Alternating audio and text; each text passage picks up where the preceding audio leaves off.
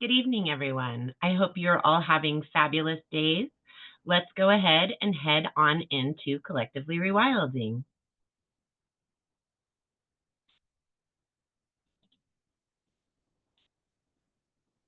All right. So, still just over here working in that dirt, keeping on moving the dirt and the rocks to different areas. We've had a few other small projects in the middle, creating a little light arrangement for our elderly dog that can't see at night any longer, and avoiding the bugs that come from our normal light bulb. We talked about that. Vanessa recommended looking for the type of light bulb that doesn't draw the bugs, and I haven't had a chance to look into that yet, but the light arrangement is just working great, and I'm really enjoying it. We're all really enjoying it. Pretty easy to do, and now we'll get to see with the bulbs inside those different planters how well each of the different mixes do, the CR's mix versus the Mel's mix with our control group of the garden soil. We will just wait to see those first leaves and keep an eye on the plants and see if there's any difference between the three different types of mixes. There hasn't been as much going on this week simply because it is just moving that dirt. Got the garden shed all cleaned out, which will make life very nice. I'll have a quick little post about that probably later today or tomorrow. And moving forward in just every little section, really a big part of the consideration when we're doing all of this is what to work on next. And though I haven't gotten everything put together quite yet, we can take a peek at where everything is at over here. And so there's the pretty little light. They do work out just so well. One of the things to take note of in the little video that we put out, when you put your bulb into your pot, you don't want the tip pointed up. This is the tip. That's why it's showing you. Those are all wrong. There's an example that has two that are wrong and one that is right in the little video. And so you guys can all check that out. And this is where we left the big dirt pile this last week, I should say. Quite a bit taken out. The first front end of the gargantuan pile of dirt is noticeably shrinking, but it's just the first little section. So it's definitely going to continue to be a work in progress. Pulled a couple, 3 or so big mini boulders out, added to the rock pile. The berm, the more complete berm on the mid-east side of the garden area got some cleaning up, and we decided we're going to add a little bit more soil to that area on top of what's already been done to clean it up, smooth it out, make it more regular. Just a little bit more to the base, and I've had horrible internet connection, so I'm hoping I'm still coming through to you guys. I can see that my camera is freezing on this side, so hopefully we don't have too many difficult areas there.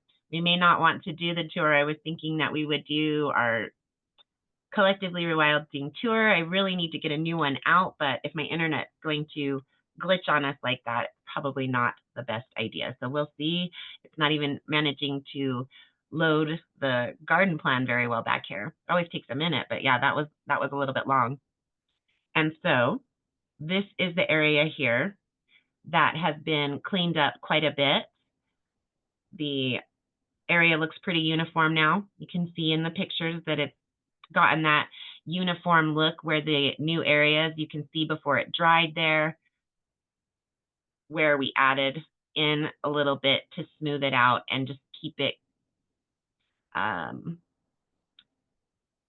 little nicer, right? We have to deal with this huge pile, but we would like to get as much of the yard looking more complete as we're able to. And it's really easier for me to work on these little projects when I'm here by myself in the week to keep moving forward.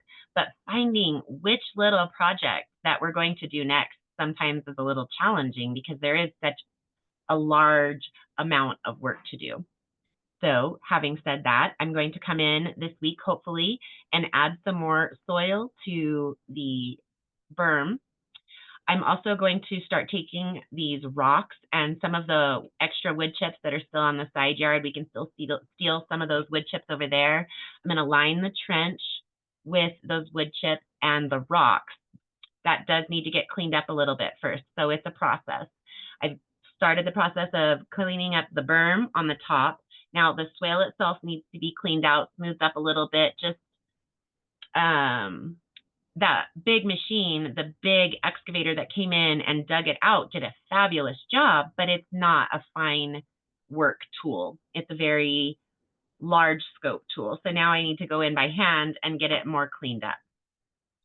Then I'll lay down the wood chips, then the layer of rocks, and that'll help to not only keep the moisture retention, that's the overall goal, it will help to keep the shaping of the trench.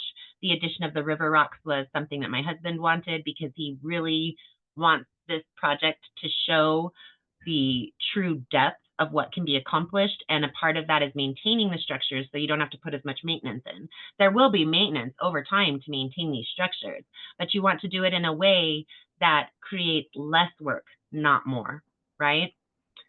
And so also, there's my kitty, I filled in the dirt on our little rockway here to keep the fire pit from sending out sparks onto the wood chips. Now we are going to tamp it down. I'm going to add a little bit more soil here and really try to push it down into the cracks. Then it'll get pressure washed. Then we'll add the soil again, pressure wash it, maybe add another layer or more of soil, 2 to 3 more layers of soil that get tamped down and then washed off. And that should really solidify this area here and make it so that if needed, you could walk on it. It's not really for walking on, but you may need to approach the fire or something, and that way it's staying really nice and it's not a danger for footing, all these kinds of things, and using the materials that we have to hand, right? All of it that we can use from what's already on this property without having to spend more money is really one of the big goal sets.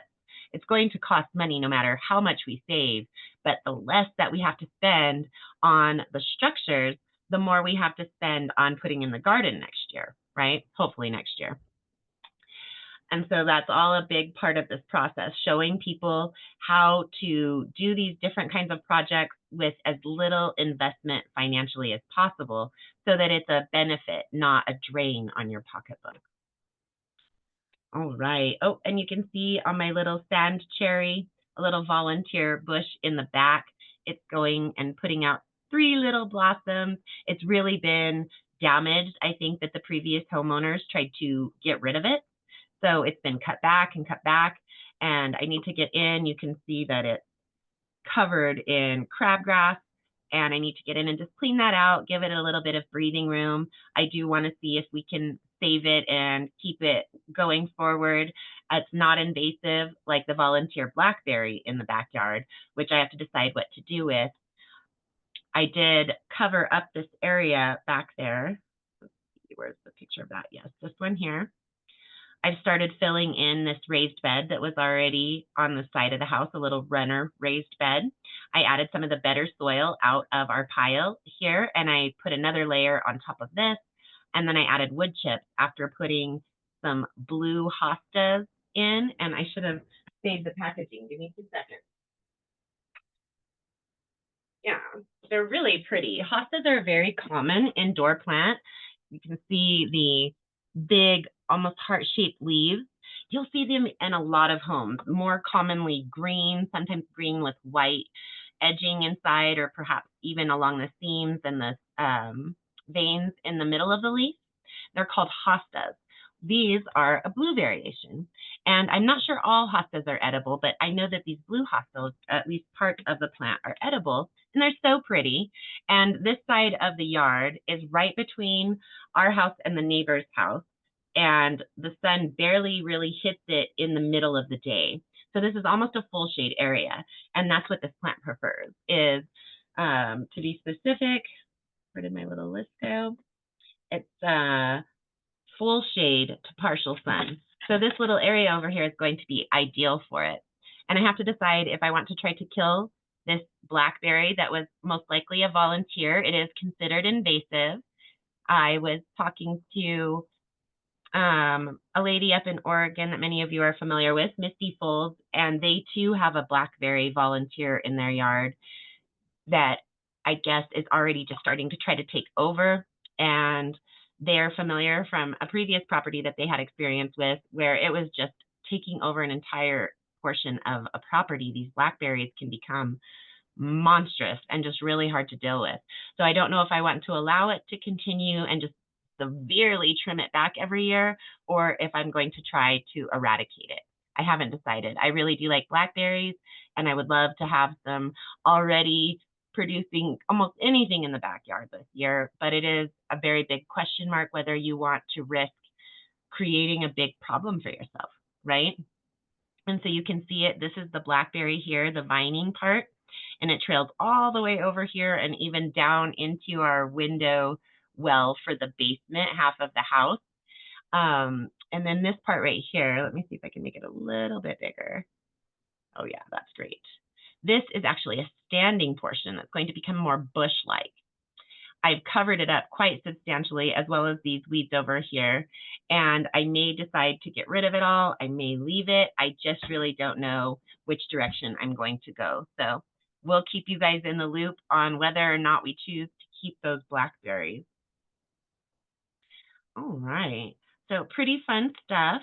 We're going to be doing a piece on dandelion jelly. I had hoped to have that for you already, but with all the things going on, we just got too busy, and unfortunately the dandelions that we'd already picked wilted, and while they could have been used, won't really work as well as picking some fresh ones. And they're all right out of our own yard. It was kind of funny. We did one round, and that's what you see, I think, previously. Let's go back one little bit here. Yes, so this is what we had after the first day of picking the dandelions. And then continuing into the next day, we gathered a good little bit. The first day after we gathered, we went back out wondering where we were going to find some more dandelions because we'd pretty well cleared out the yard of the better flowers. We'd left any with bugs in it so that they can continue to use it and leave some sources of the dandelion food in the yard, but the majority of the better blossoms had been picked. We walked out the next day and they were all filled again. It was almost magical to see how quickly they replaced themselves and how much of a problem dandelions really can be if someone wants to get rid of them. I'm really excited, both in Magna here in Utah and now in Tooele. I don't see them doing a lot of eradication efforts, and that's so good for our insect life to allow those plants to be there for them to feed on, for the other insects that come and feed off the insects that eat the dandelions, all these different beautiful things, and it works up into your bugs and your bats and all of that. It's just so glorious. And to see as a town, these two areas that pretty much have decided they're not really that concerned with dandelions being in their grass. It's just really heartening, and I love seeing that. I hope that trend continues. You can also see here in our side yard some awesome little mushrooms that have grown up. That just indicates a lot of good health. If you have too many mushrooms, that's an infestation, that's a problem. But a random little cropping of mushrooms is indicative of very healthy soil. So that was really exciting to see. We do live in a very dry area, so they've already shriveled up and dried and become these blackened stubs of mushrooms, but they should have put out their spores. We're getting some more moisture right now. Perhaps we'll see some more mushrooms. Really exciting to see. I did enjoy it. And so there have been some excellent posts that Tammy Larson has shared with you guys over the last week. I've pinned quite a few of them into the featured section. I encourage you to look them over. There's some really excellent material. I have an entire tab pulled up for myself of the material that Tammy's already shared that I want to explore personally. And as you can see, there's quite a long list. So I definitely encourage you to jump in there. I didn't feature everything, and some of the material that I didn't feature, maybe something is very interesting to you. So definitely jump in. She shared it throughout. She shared some of it in our state regions. in collectively rewilding, in the pollinator preservation, see what is it, pollinator population preservation space. It's kind of a fun play on words there. She's got material in there, just some really interesting material that is well worth the read. A lot of unique pieces, things that you don't just see constantly being talked about. So I think that it's a really neat read for this last week especially. She always finds really good material. However, this last week has been exceptional. I'm really excited about some of the pieces that she shared with us because they're going to be a lot of fun to tear through and take that knowledge and adapt it into what we're doing here in Collectively Rewilding. So thank you for that, Tammy. Really excellent material. Oh, goodness. So I really had planned to do that tour, but I hesitate with my internet. So I don't have a tremendous amount to share with you all this week. What have you all been doing in your areas? Any gardening moments for your lives this last week or so?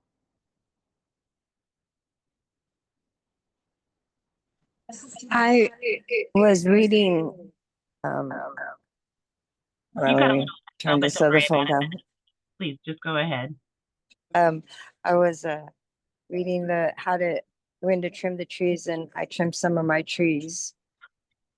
That's excellent. I have think it's a peach or no pear tree. Mhm. So I was doing that, and there's two little pears coming out on it. So Oh, excited. yay. We have a pear tree. We actually have two of them, but they're the non-fruiting kind. You know how they breed them not to produce fruit, so they're not messy, right? And I think they're gross, and they're actually pollinated by flies, so they're stinky. So we're going to be looking to replace those, but it's so exciting to see fruit growing on your trees, I bet. Yeah, we have two. There's one in the back and then one in the front yard. And the one in the front yard has the two little ones on it. I was like, oh my gosh, because last year it didn't at all. The Are they back newer tree had trees? some. It does take a tree several years usually before it'll start showing fruit after transplanting. Well, I don't know. I just moved here and they were here already. Were they smaller, shorter Yeah. trees? Mm-hmm. Well, the They're one in probably newer. So the that's going to be fun because you're going to be there as they start putting off that fruit. the one in the front's a small tree, and it has the two little fruits coming out already. The one in the back is the big tree, and I was trimming it because it had a bunch of dead limbs on it yesterday.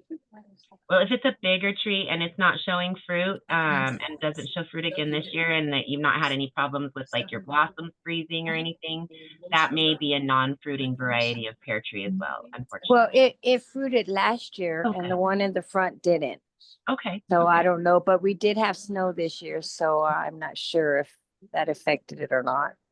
Snow isn't bad. It just freezes after the blossoms have started showing. If there's a hard freeze after your blossoms have shown, that usually is going to indicate a very bad year for your fruit tree. Oh.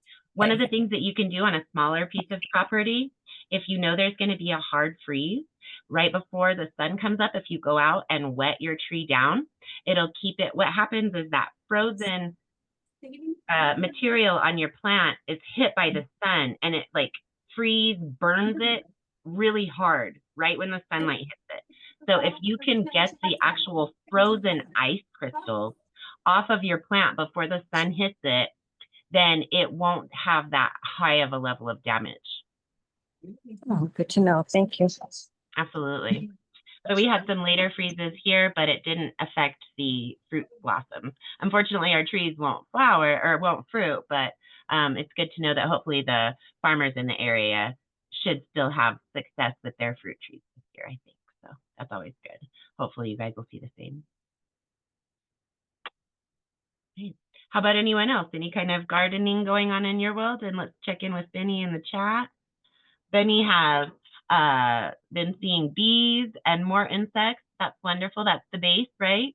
Enjoying the outdoors around his house and still planning to do some more spring cleaning outside. We've been doing that as well.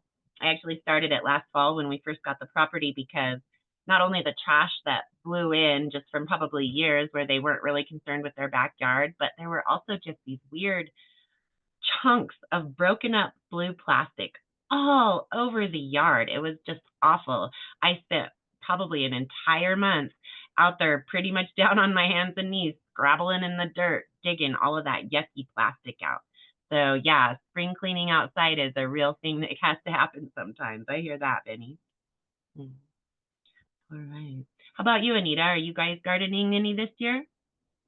And you'll have to unmute yourself. Remember, I had you mute. No, we haven't started anything because we're supposed to get down to 29 tonight or tomorrow night for 2 nights in a row. So there's nothing happening here. It's still too cold. Yeah.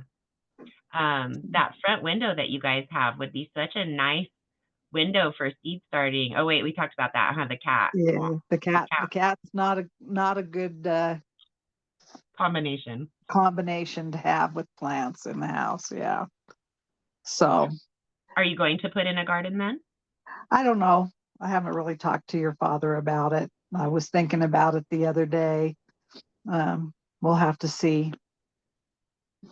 You guys should really consider putting in, for your case where you have those planters and everything, I would use the Right. Mel's Mix variety, but that will really increase the success and ease and pleasure of what you're doing with anything, whether it's flowers or vegetables or any of it. You just don't have that. It's more like forest soil, right? Right. And I'm going to see as it goes on if it gains more of the structure that you see in the forest soil, because it doesn't have that. You're making a mix, so it's not got that connectivity as a structure, but it has that loose, friable quality of the forest soils. Right. And you don't have to dig, and then you've created your mix so you're not really dealing with any seeds in it, just any random ones that might blow in, or the only weeds that you would have to deal with in a mix like Right. that. Yeah. Well, I'm I really haven't encouraging Tammy decided to do it, about it. so totally. Mm. So it's too bad you're not coming back up, because I could definitely give you some of it to put in to test which Yeah. mix you like. So, Yeah. But that's going to have to wait a few months. oh, really? Well, Isn't a your few dad's months getting, kind of pushing it? Like, wouldn't you mean like more well, like a month? we wouldn't put anything in till the 1st of June because we can have freeze down here up until the 1st of June. So, I guess I just always figure I'll cover it if it's early. yeah. I don't know. I haven't convinced myself I want to do it this year again. So, Well, that's why it would be better for you guys to consider, if you're going to do it, whenever you do it, putting in a mix like that, so you don't have the hard effort involved, and you really just kind of pick what you want to put in and put it in and enjoy it every year. right. The all you would really need to do is just start a compost pile, and each year add like a scoop of the compost to the mix per plant, right? Or like if it's Yeah. like a big plant like squash or tomatoes, you'd want to add more, 3 or more cups at that point. But just kind of about the equivalent of a ball of roots that they might have, whatever it's taken out, you're wanting to put back in. But the other Uh-huh. elements of Mel's Mix, now it's non-sustainable, but if we're going to use it appropriately and not waste it and use it year after year after year in something like a planter setup, it's appropriate. And then you just add that little bit back in and you don't have to deal with it anymore. It's really amazing, the philosophy. Of course, I've not gotten to explore it any myself, but there are people the world over who swear by it. Right. Very nice. All right. Well, anything anybody else has going on? I just don't have a lot of material to talk about tonight, and I hesitate to do the tour, but I'd love to answer any questions or hear anything that anybody's working on, anything you guys are ready to work on this week, any of that fun stuff. Of course, our talkative Tammy, it doesn't look like she was able to join us tonight. So, all right, everybody. I think we'll go ahead and shut it down for the night. And I will work on having some better content for us next week. Like I said, I really had intended to do the tour today, so I did have a plan, but I don't want to waste the time if I'm just going to have to do it over again and waste your time watching it if I just redo it in the end anyway, because my internet is so bad. So I think we'll go ahead and shut down for the night. Let's just take a quick peek at the articles that Tammy has shared over the week that have been featured, just to give you an idea of how really great they are. I thought that storing seeds was just a good piece for people to explore. They also are talking about places to store, not just the process of storing seeds or gathering the seeds, which isn't something that you see all the time. So that's that unique element that she was really finding this week. We've talked about cleaning your gardening tools here in Collectively Rewilding. This is going to tell you why you want to make sure, not only just the maintenance of your tools and keeping them in good shape so that you don't have to replace them and waste your money, but also why and how it affects your garden if you do or don't maintain your tools properly. I haven't looked into this. I read in the link, I think, or maybe in the description, but they're talking about burlap. And that's absolutely the kind of ground cover that I would use as well if I had a lot of it. Really, I don't have a lot of burlap, so I would just probably put the top sheets that we have. We don't use our top sheets. We don't like them, so we don't use them. And so we have tons of top sheets. And I would just, depending on the level of freeze, put 1 or 2 of those top sheets on. It's the same basic idea, putting that cover on there. And if it's going to be a really hard freeze and you put a double layer, that's going to be an additional insulation barrier against that really hard freeze. Did a couple of fun posts for you guys. And then this is one I really want to look into myself, low maintenance grass alternatives. I really don't like the idea of grass as much as we use it in this country. It's a huge arable land waster. It's a huge water waster. We add so many chemicals to our soils because of lawns. I feel like it's also something that, being a holdover from estates held by lords and ladies in England with these rolling expanses of lawns, is what we were trying to recreate here. And I don't think those are the kind of people that we're really trying to model anymore. So I think that lawns should start fading away. And I want to check out what these options are. They show clover. I would have loved for clover to have been a good option for us, but the clovers, at least that I picked, grew to as tall as grasses. That, you know, there were 2 and 3 feet tall. You can't just leave that. That's not a usable area to exist in your yard. So I'm excited to get into this article myself and see what they recommend. Again, really timely, 7 fast-growing vegetables you can plant right now and enjoy this summer. So that is something for those of us that are later that still want to garden, definitely something to check into there. Of course, we're going to be too busy. Much as I'd love to try it out, we'll probably start gardening if we can get this Walipini completed before the fall or before the end of the fall. We will garden this winter. How funny is that, right? How often you should water your vegetable garden. I want to read their recommendations, see if they talk about the different areas of our country and how different areas will require different watering levels. So fun to tear through. This is just a really valuable piece.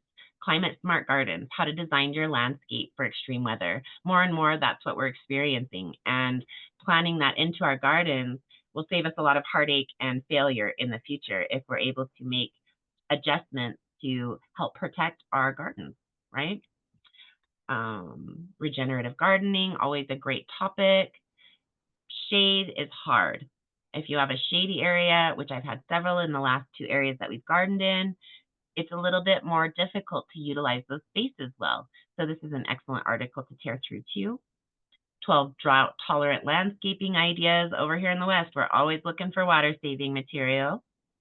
And that's about where we left off last week. So definitely hop in there and check those out. There's also a lot of great material that's been pinned in the featured section of the pollinator population preservation. Some really interesting pieces. Really sad. Another deadly parasite that's out there going to attack our honeybees. Talking about how while honeybees use hives, many bees actually nest in the ground. And most people, I don't think, know that. So that's an interesting little article. Want to help support butterflies. I think most of us would love to help support the butterflies. And just some other really great pieces. Another timely piece, 7 native perennials to plant for butterfly-friendly garden. Some really interesting stuff that she shared with you all. So I hope you take a moment and tear through that. It's really worth your time and show her some love for the beautiful pieces that she put out for us, I'm definitely going to be making use of a lot of them. All Benny right. has a question. Sure. Let's check it out. All right. Indoor plants to have in the house. Oh my goodness. I am so horrible at pot planting. It's not something that I'm very good. My thumb is a little bit black when it comes to potted plants.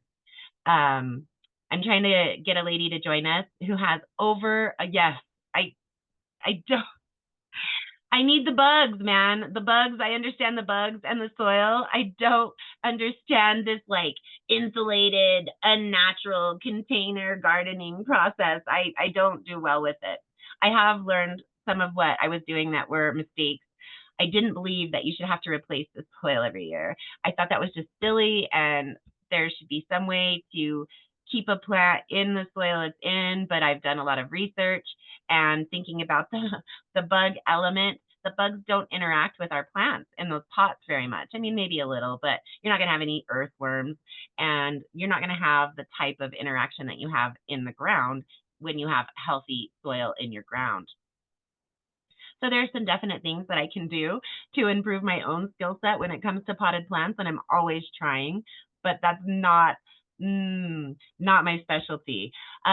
Really easy ones to start with if you'd like to start something and you're not just looking for like pretty stuff, because hostas are a very common houseplant. Again, they're not usually the blue hostas, but people really like them. When you go into someone's house and you see a potted plant that's got heart leaves that are just trailing along the ceiling where they're just wrapping around everywhere, those are hostas, and they seem to do really well in people's homes. You can also do herbs. Herbs are another great way to start gardening indoors and take up not too much space, especially as you're going to be harvesting them if you choose those that you'll use as you go along. And it's really, really useful. Yes, I wouldn't be surprised, Benny, if it's a hosta. And that's Hosta, hosta. And they have these big heart-shaped leaves, right? And usually people that have those are happy to get a cutting off of them and get you started. And then you'd have a plant from your grandmother's original plant. That would be kind of neat too, right? So yeah, very fun. So herbs and some hostas. That would be, as someone who sucks at planting in pots, I would recommend herbs and hostas as your beginning point. They're very solid starters, and if you aren't like me and you don't kill everything that's in a pot, you'll probably have great success with those. I have placed some articles about improving your ability to garden in pots because it's something that is not my specialty. I found some really good articles for you guys, so you can definitely tear through those to see if you can find anything that will help you. Let me think. Let's just say potted plants. Oh, silly thing, it takes my letters away. Don't waste soil, visual evidence. I don't think that this is the article that I was talking about. I'll have to go through. I think it was in featured content creators, and I may not have actually posted it. I thought about posting it, perhaps it didn't actually make it in. Hanging basket refresh, why your container garden isn't growing, and how to fix it before it's too late. So yeah, Kelly Kim is where you want to jump in here. Benny, I'll tag you in this first one.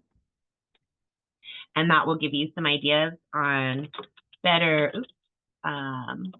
practices when it comes to pots and plants, because I don't want to act like I know what I'm talking about because I kill them, unfortunately. It doesn't want to generate a tag. Let me refresh it. It might just be my internet is so slow. Guess what? We're getting all new internet. I'm so excited. It's actually going to work properly here in about 3 days. Yay! Hopefully I don't get sapped before that. I kept my Starlink account for a backup, but you only get a certain amount, like I think 10 gigabytes, but it's only $10. So then if I have an internet outage with the, it's similar to Google Fiber. It's through All West Communications here in my area, and it's, I guess all of those fiber companies use something called Lenovo. And that's just who offered me their services first, for the All West Communications, but I should be back up to the level that I had when I had Google Fiber. So cross my fingers, really hope that I think we're going to start seeing a little bit more of the type of internet interaction that we used to, because it gets a little draggy sometimes and that drives me crazy. Let me try tagging you one more time here, Benny. All right, now it's gonna work. There we go. And Callie Kim, I always would recommend just jumping into her channel and checking out what she's doing. She's really well established, right? Like, I like to show you guys different places where people are. We're at the beginning level here and doing things with the soil structures that most people aren't. That's kind of our specialty, our niche. But I want you guys to get those viewpoints from other specialties. And Callie Kim does a lot of container gardening. Most of her garden is either in small containers or big raised beds, which is also a form of container gardening. And especially the way that she has it here, you can see it in the background, all these different kind of container style gardens that she uses throughout her property. So definitely an excellent, excellent resource as far as having potted plants inside your house. And then Miss Ethel, you had your hand raised, I think? Yes, I do have my hand raised. Hello, everyone. As Benny was asking about the plants, you know, the mother's tongue or the snake plant is it's a great plant. I was actually able to keep 2 snake plants alive for several years, so I'm going to second that suggestion. Yeah, because you can't. I mean, it don't require too much to give it. I mean, if you underwater it, overwater it, it's just stays. And it doesn't require a ton of sun either. That is why ours eventually faded out. We lived in several places that just had almost no natural light in the apartment. So they did eventually die because of that. And I probably should have refreshed their soil as well, but they stayed alive longer than any other potted plants I've ever had. Exactly, and I've had one for about 6 years now. And matter of fact, last year I did repot it. I put more soil in it, fresh soil, and also was able to get a second pot off of it. Nice. And it really does well, really good. And they're actually good air purifiers. Air too, huh? They clean your air very well. Yeah. Very good. Anything else you wanted to talk about while you had on the floor, my lady? No, we talked about the some things this afternoon about different potting and things like that in the soil. So we've already covered those, and you did cover those again tonight. So that's about it for me. Thank you so much. Thank you. That was an excellent suggestion. I know from experience, if you suck at it, snake plants are a good way to go.